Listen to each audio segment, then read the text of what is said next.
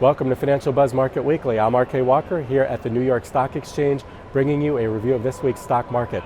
Monday started off the week with a strong rally as the situation in Ukraine passed without any violence. In addition, industrial production was up 0.6% for February, reversing the minus 0.2% decline in January. On Tuesday, the markets closed still higher after hearing Vladimir Putin's speech claiming he wasn't interested in further dividing Ukraine, even though Crimea is about to be annexed by Russia. The Consumer Price Index was released, showing tame inflation for February at 0.1%, right at about expectations. Also, housing starts for February were down 0.2% from January and down 6.4% compared to a year ago. However, new housing permits jumped 7.7%, leading to hope that the housing market will soon gain strength. Wednesday, the market gave up some gains when the Fed announced the results of its meeting. Bond purchases will be cut by another $10 billion to $55 billion per month. Fed Chair Janet Yellen suggested that interest rate hikes might happen about 6 months after the asset purchase program ends. In addition, the Fed dropped the unemployment rate as a primary indicator of the strength of the economy when determining the timing of interest rate hikes.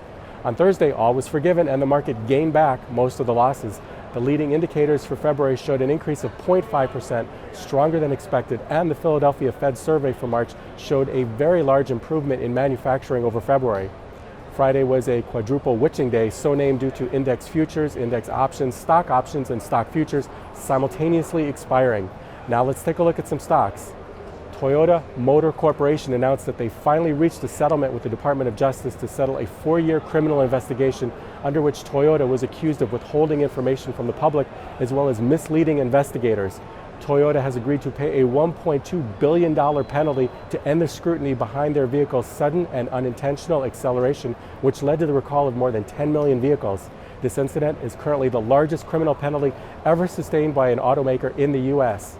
KB Home, one of the nation's largest home builders, released their first quarter results early Wednesday, and shares gained approximately 8% in value after the report indicated that KB experienced an 11% growth in quarterly revenue year over year. The company had net profits at $10.6 million, a significant increase compared to the year-ago loss of $12.5 million. KB was able to beat analyst projections of $445 million in revenue and earnings of 8 cents per share. The positive earnings report sparked a sector rally on hopes that home building is beginning to rebound after the collapse of the housing sector. First Solar Inc. made numerous announcements on Wednesday as the stock ran up over 20% during trading. First Solar announced that the company expects their full-year earnings to be between $2.20 and $2.60 per share and $4.50 and $6 per share for 2015.